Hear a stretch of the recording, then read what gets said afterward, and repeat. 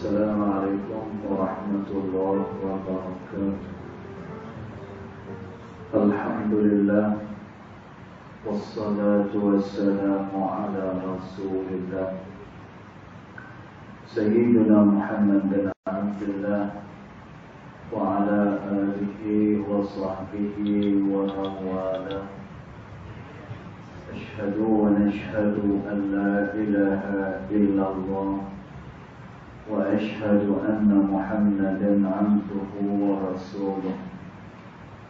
اللهم فصل وسلم على سيدنا محمد عبدك ورسولك النبي الأمي وعلى آله وصحبه وبارك وسلم.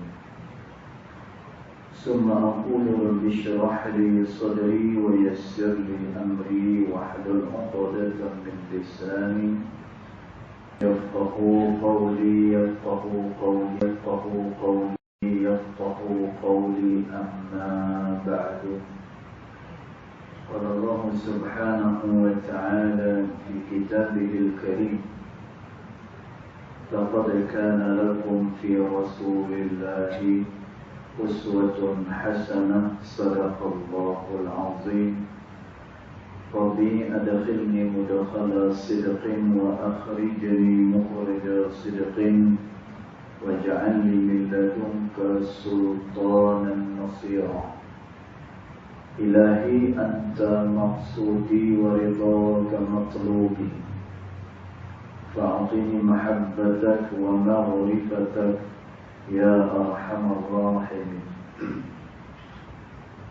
Alhamdulillah, yang pertama-tamanya kita merafakkan kesyukuran hadirat Allah Subhanahu wa Ta'ala,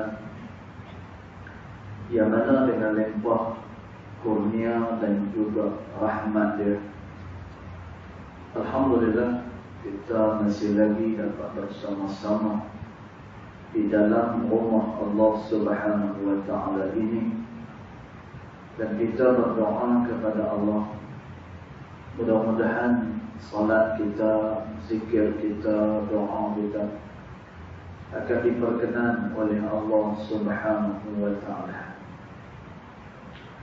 Dan dalam malam ini kita sambung lagi bacaan kitab Risalah Al-Mu'awanah fi Sulukin Tariqil Akhirah yang dikarang oleh Al-Imam Al-Habib Abdullah bin Alawi Al-Haddad rahimahullah ta'ala.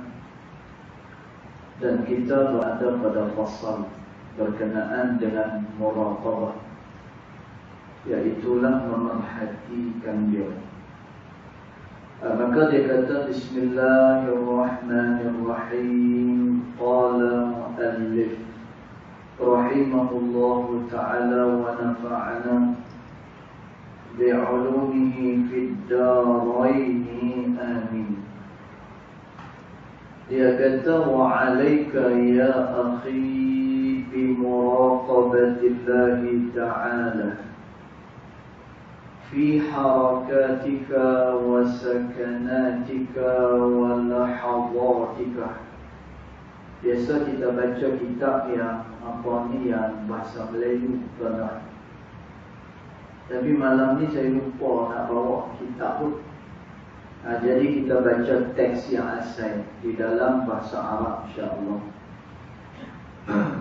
Takut nanti dia ingat yang saya baca ni ayat Quran. Dia macam apa ni orang Malaysia kita, bukan semua, sebahagian.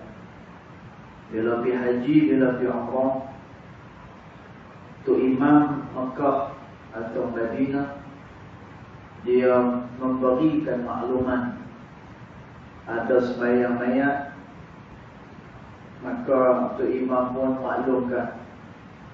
Jadi Tok Imam tu dia cakap Arab, mentang-mentang cakap Arab, dia tu berasa macam Tok Imam baca doa. Padahal dia hanya makluman saja, bukan doa. Kita pula orang Melayu ni, bila kata Arab je Islam pun. Bila kata Arab, wali. Bila kata Arab ni kira bagus lah. Arab, ya, bahasa Quran pun dalam bahasa Arab. Tuan-tuan, tapi ada juga orang Arab yang baca Quran pun tak tu. Orang Arab sendiri. Lebih elok lagi orang Melayu kita baca Quran daripada orang Arab. Sebahagian yang begitu. Baik, maka dia kata, wa alaika ya akhi, dan hendaklah engkau wahai saudaraku, dia kata, bimuraqabatillahi ta'ala, merasakan Allah subhanahu wa ta'ala itu senantiasa memerhatikan. Dan senantiasa hendaklah ada rasa muraqabah. Dia rasa diperhatikan, diawasi oleh Allah subhanahu wa ta'ala fi harakatika, iaitulah pada setiap gerak-geri kamu. Tuan, maknanya kita nak kena rasa bahawa gerak-geri kita dipandang oleh Allah subhanahu wa ta'ala. Wasakanatika, dan diam kita. Walaupun kita duduk diam, kita duduk sengah, tuan, kita nak kena ada rasa bahawa kita sedang diperhatikan oleh Allah subhanahu wa ta'ala. Walahadhatika, dan juga pada waktu-waktu kita.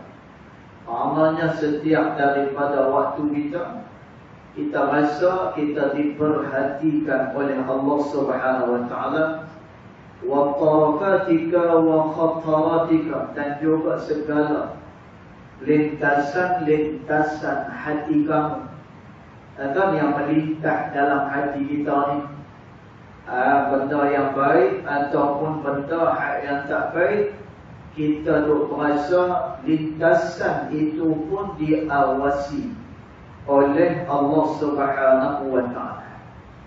Wa iradatika, dan macam tu juga segala kehendak-kehendak kita, maka hendaklah juga ada rasa dimuraqabah, dipandang oleh Allah subhanahu wa ta'ala.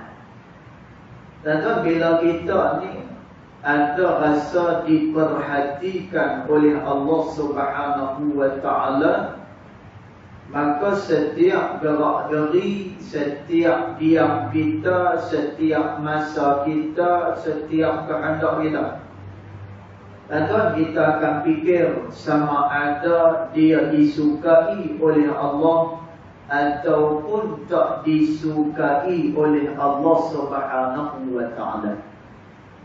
Kerana tu muraqabah ni, sebahagian daripada ulama kata dia merupakan satu sifat yang begitu besar. Dia merupakan satu sifat yang sangat mulia, muraqabah ni. Sebab bila dia berseorangan, dia akan rasa dia dipandang oleh Allah.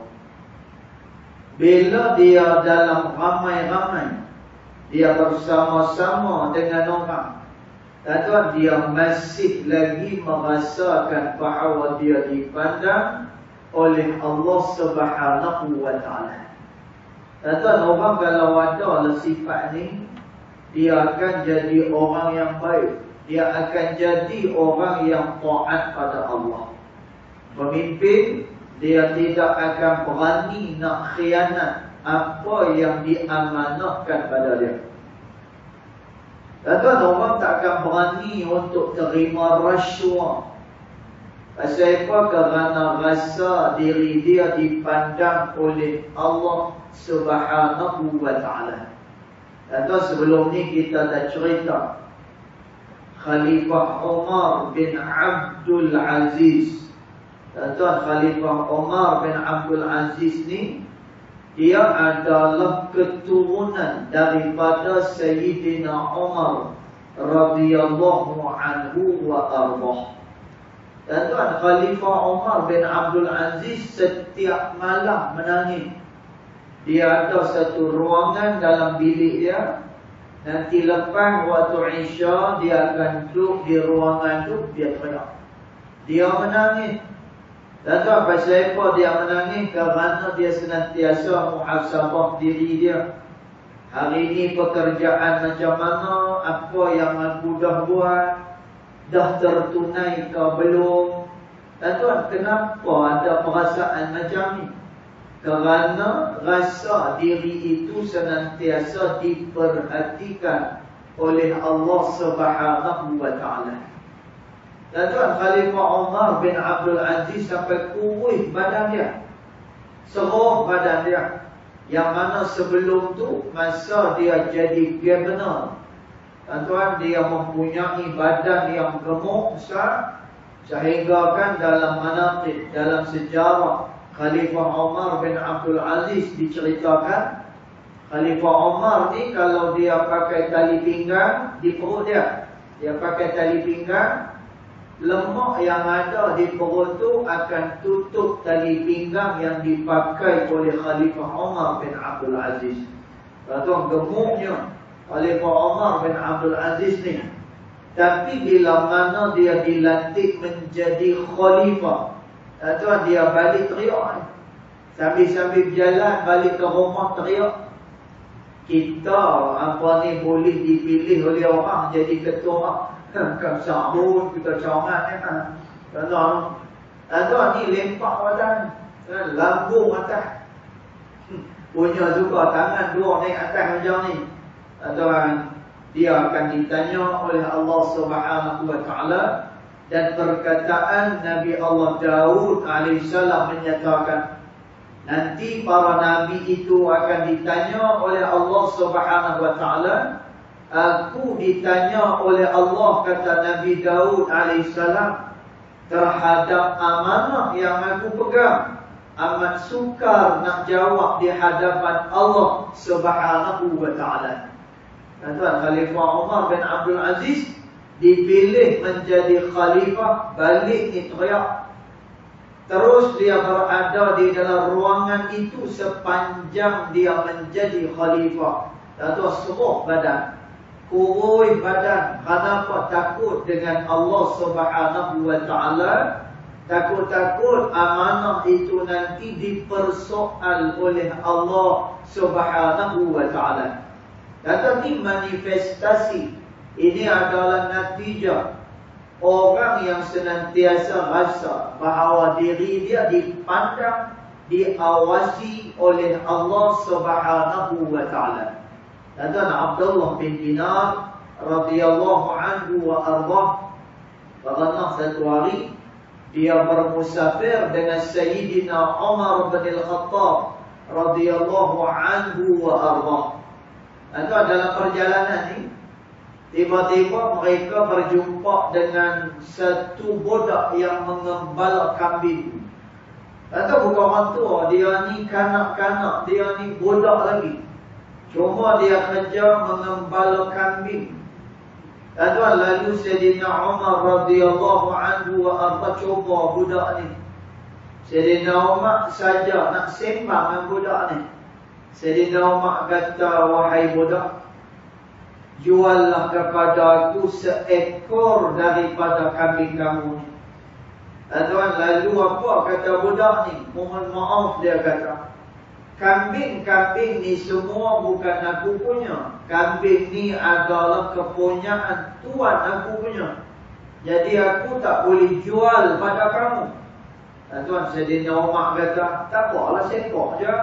Bukan banyak pun, bukan tuan kamu perasan pun. Nanti cakap dekat tuan kamu, kambing yang satu ni dah dimakan oleh serigala. Habis cerita. Atau Sayyidina Umar suruh kata macam tu kepada tuan kambing tu. Tuan, budak ni kata apa? Masya Allah, tuan budak. Budak ni kata apa? Budak ni kata, kalau macam tu, di mana Allah Subhanahu wa ta'ala? Tuan, maknanya apa? Budak ni tak berani nak jual kambing yang ada pada dia. Kerana yang tu bukan dia punya. Dan bila orang suruh dia berhubung, maka dia takut dengan pandangan Allah Subhanahu wa ta'ala yang maha mengetahui. Tuan, budak ni rupanya dia seorang hamba. Lalu Sayyidina Umar jatuh hati kat budak ni. Masya Allah, tuan. Satu orang budak yang dia faham, dan dia adalah orang yang kenal dengan Allah Subhanahu wa ta'ala. Dan tuan, orang yang kenal dengan Allah Subhanahu Wa Taala disebutkan oleh ulama adalah orang yang mengenal mana dia kalau buat kebaikan dapat pahala, mana dia kalau buat dosa maka dia menerima akibat daripada Allah Subhanahu Wa Taala. Dan tuan, Sayyidina Umar jatuh hati dekat budak ni. Kenapa? Dia ada muraqabatullah. Dia rasa diri dia dipandang oleh Allah Subhanahu Wa Taala. Tuan, lalu Sayyidina Umar pun tanya, kat mana tuan kamu? Maka dia bawa budak ni kepada tuan dia. Dan tuan, Sayyidina Umar kata kepada tuan dia, wahai tuan, budak ni sekarang ni aku nak beli dia. Harga mahal tuan, beli budak ni. Dan tuan, Sayyidina Umar bayar kepada tuan dia. Bila Sayyidina Umar dah memiliki budak ni, maka kata Sayyidina Umar, wahai budak, mula daripada saat ni engkau aku merdekakan. Mudah-mudahan jawapan yang kau berikan kepada aku memerdekakan pula engkau dengan Allah Subhanahu Wa Taala. Dan tuan, cerita ni kita boleh ambil iktibar. Macam mana orang yang selalu dia rasa diri dia diawasi oleh Allah Subhanahu Wa Taala akan senantiasa berlaku taat kepada Allah Subhanahu Wa Taala. Dan sebab itu Nabi SAW menyatakan, ittaqillah haitsu ma kuntum. Bertakwalah kepada Allah Subhanahu Wa Taala di mana-mana pun juga kamu berada. Dan kita takkan boleh bertakwa kepada Allah Subhanahu Wa Taala kalau tidak ada perasaan yang kita ni senantiasa diawasi oleh Allah Subhanahu Wa Taala. Dan orang yang ada rasa muraqabatullah ni adalah orang yang membesarkan Allah Subhanahu Wa Taala. Dan pasal apa? Kerana setiap masa baik dia punya perjalanan dia, baik diam dia, baik lintasan hati dia, dan dia akan merasa bimbang, ni Tuhan suka ke tak? Dan dia akan fikir, benda ni kalau aku buat agak-agak berdosa ataupun tidak. Dan sebab itu orang yang senantiasa ada perasaan muraqabatullah ini, dan juga dia selalu melakukan ketaatan kepada Allah, dan dia akan diberikan kelebihan oleh Allah, firasatnya selalu tepat. Kata Al-Imam Al-Kirmani rahimahullahu ta'ala, siapa-siapa yang berasa dia itu dimuraqabah oleh Allah, dan setiap masa dia berasa aku dipandang oleh Allah Subhanahu Wa Ta'ala, setiap masa diawasi oleh Allah Subhanahu Wa Ta'ala, dan dia pula melakukan taat pada Allah, sama ada sunyi ataupun terang-terangan. Dan kata Al-Imam Al-Kirmani rahimahullahu ta'ala, orang yang macam ni, firasat dia selalu akan tepat, firasat dia akan selalu sesuai dengan apa yang dikehendaki oleh Allah Subhanahu Wa Ta'ala. Dan Masya Allah, orang yang ada perasaan muraqabatullah ni, maka dia senantiasa dipandu oleh Allah Subhanahu Wa Ta'ala. Dan tapi nak menghidupkan perasaan ni, dan kita nak merasakan perasaan ni, dan ni perasaan orang yang membesarkan Allah Subhanahu Wa Ta'ala. Sebab itu kita baca kitab hikam yang dikarang oleh Al-Imam Ibnu Atha'illah As-Sakandari rahimahullahu ta'ala. Dan pasal apa? Nak terang kedudukan manusia. Bila kita tahu kedudukan kita macam ini, maka kita boleh tengok sama ada kita adalah orang yang membesarkan Allah Subhanahu Wa Ta'ala, ataupun orang yang memandang Allah Subhanahu Wa Ta'ala itu kecil. Dan orang yang besarkan Allah Subhanahu Wa Ta'ala ni, dia akan senantiasa duk berasa Allah Ta'ala pandang pada dia. Manakala orang yang duk berasa kecil Allah Subhanahu wa taala ni, tuan, maka dia tak rasa pun diri dia dimuraqabah oleh Allah Subhanahu wa taala. Dan tuan, maka macam mana nak hidupkan perasaan muraqabatullah ini? Dan tuan, bila mana ada muraqabatullah, setiap tindak tanduk dia akan teringat kepada Allah Subhanahu wa taala. Lalu dia akan membuktikan melalui perbuatan dia. Dan kita ni, apa yang kita dakwa pada mulut kita, dia mesti dizahirkan pada anggota tubuh badan. Dan tuan, kalau tak, dia hanya sekadar dakwaan saja.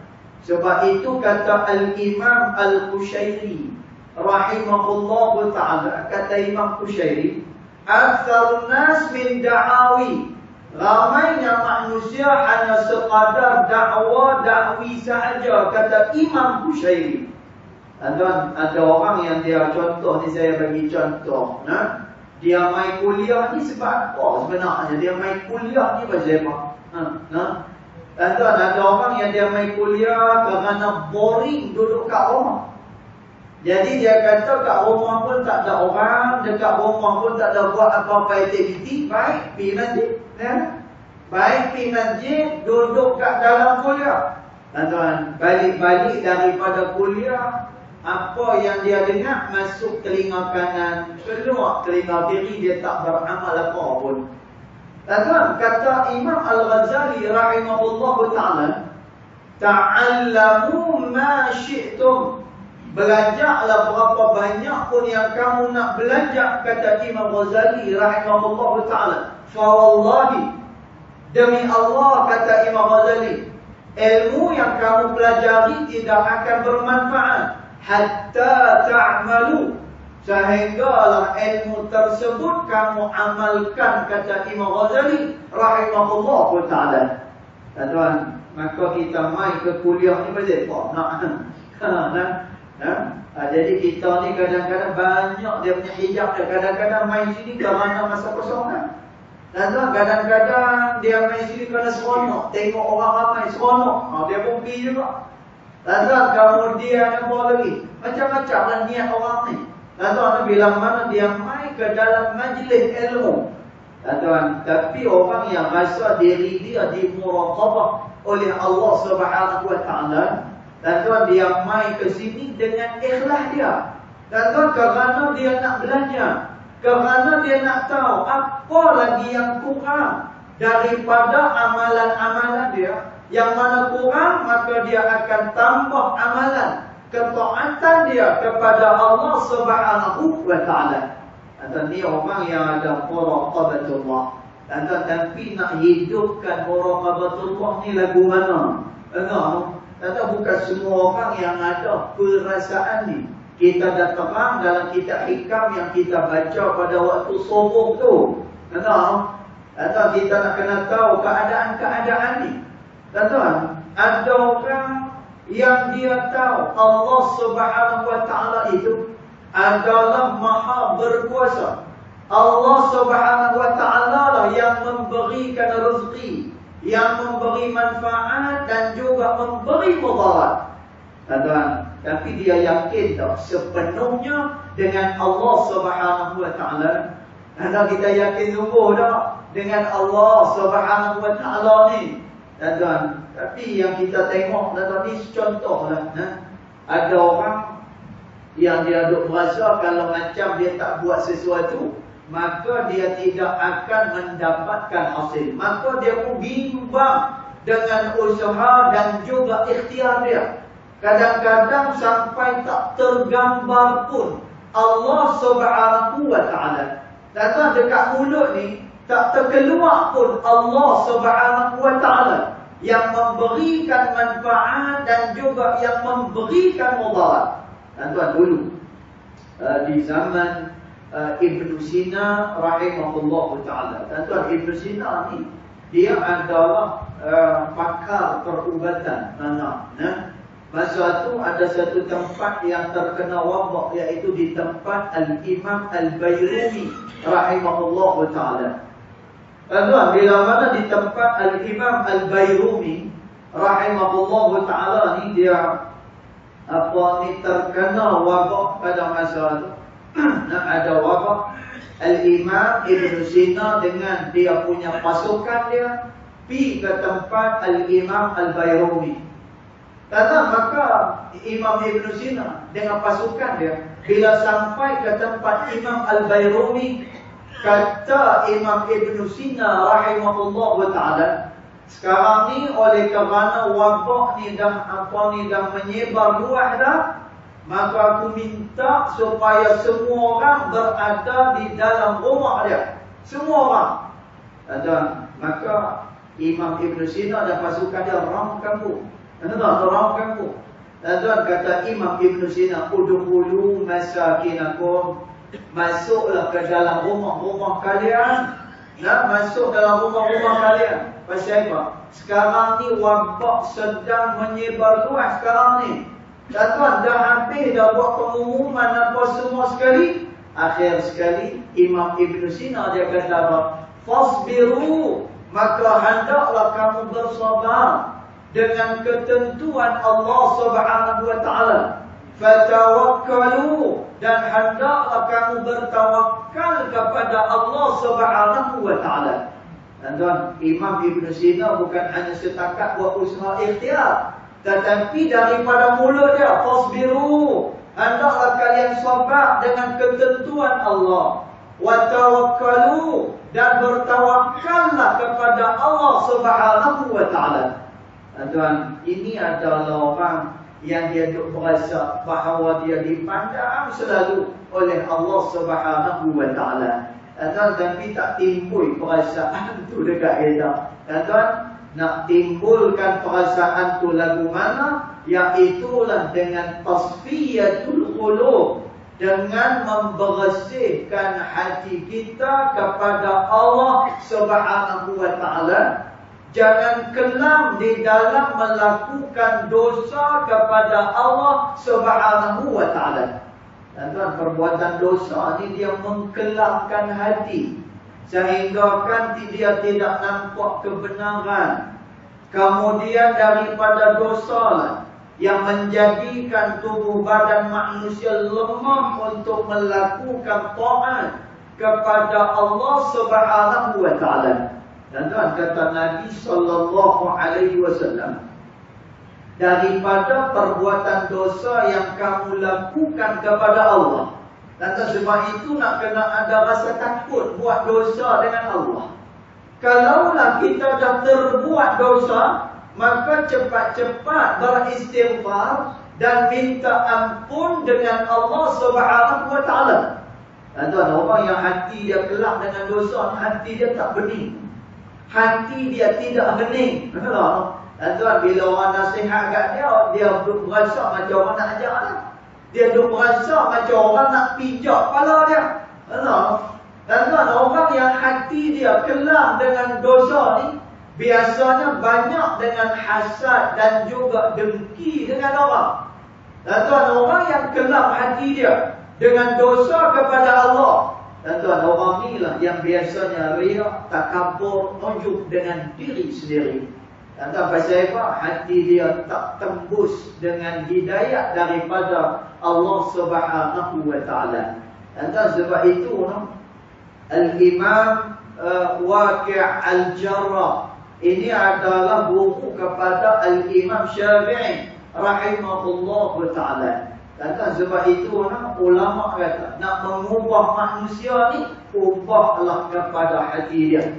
Sebab itu ilmu tasawuf salah satu daripada komponen ilmu yang besar di dalam perjalanan manusia menjadi hamba kepada Allah Subhanahu wa taala. Dan sebab itu ada satu bait syair, ulama kata, hendaklah orang faqih dan orang sufi itu dia disatukan. Dan maknanya apa? Kalaulah dia faqih, dia orang mengaji fiqh, dia juga mesti kena belajar juga ilmu tasawuf. Pasal apa? Nak bagi balance.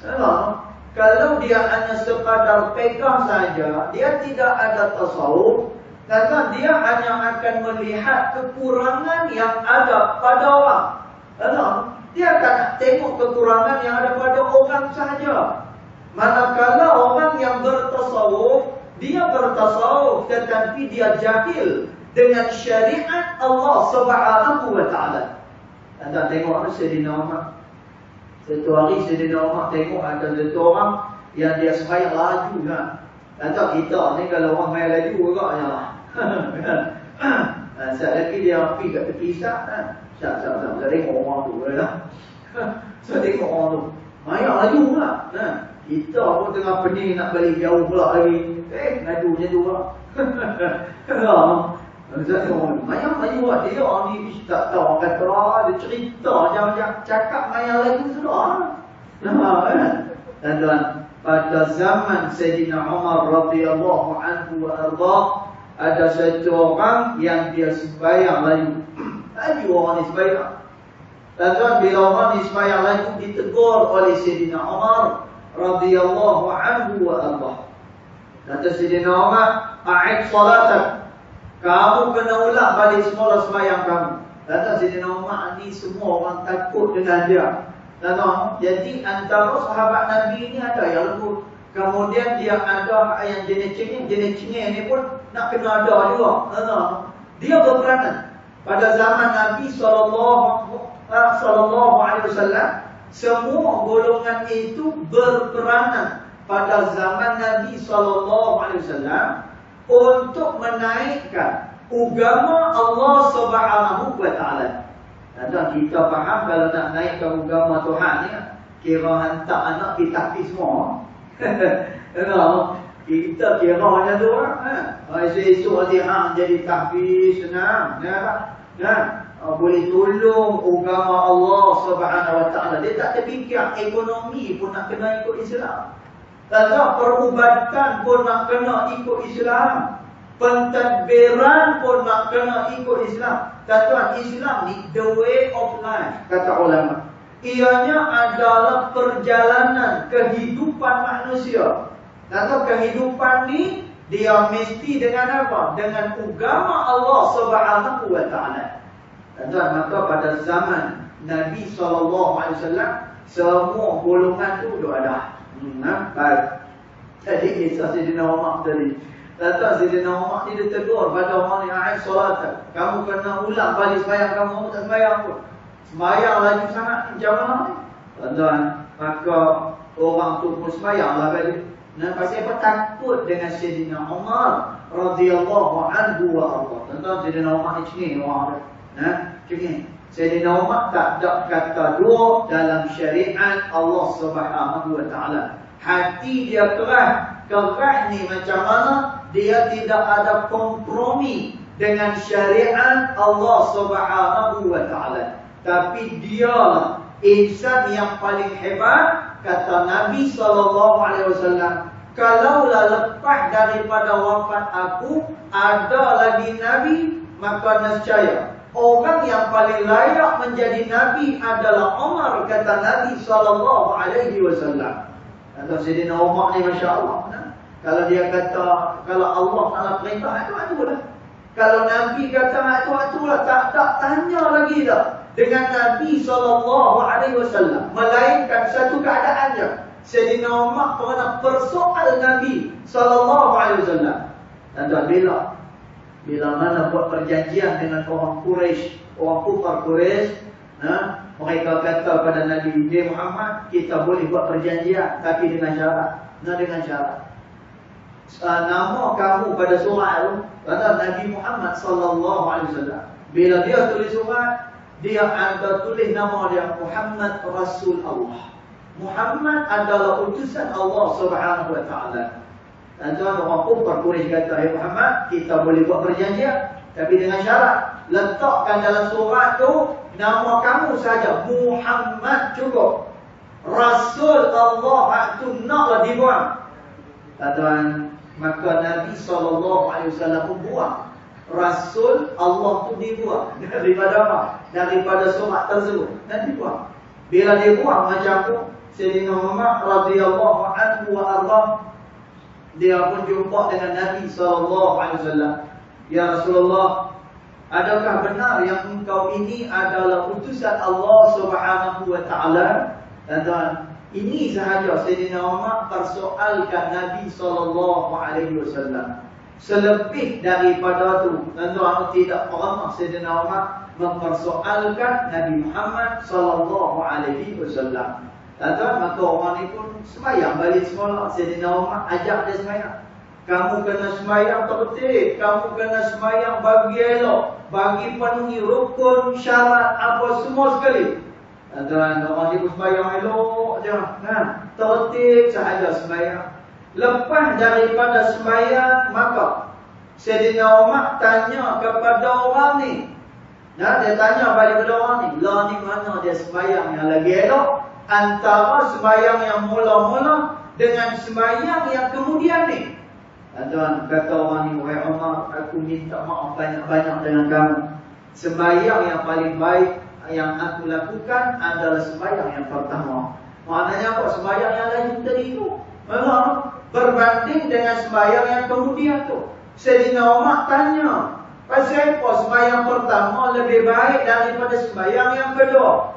Jawab orang ni, wahai Umar, aku sembahyang yang mula-mula tadi ni walaupun laju, tapi yang tu aku buat kerana Allah Subhanahu wa taala. Manakala sembahyang kedua walaupun tertib elok, tetapi sembahyang itu aku lakukan adalah kerana aku takut kepada engkau, wahai Umar. Dan orang yang ada tasawuf, orang yang ada fiqh, maka dia akan balance dekat situ.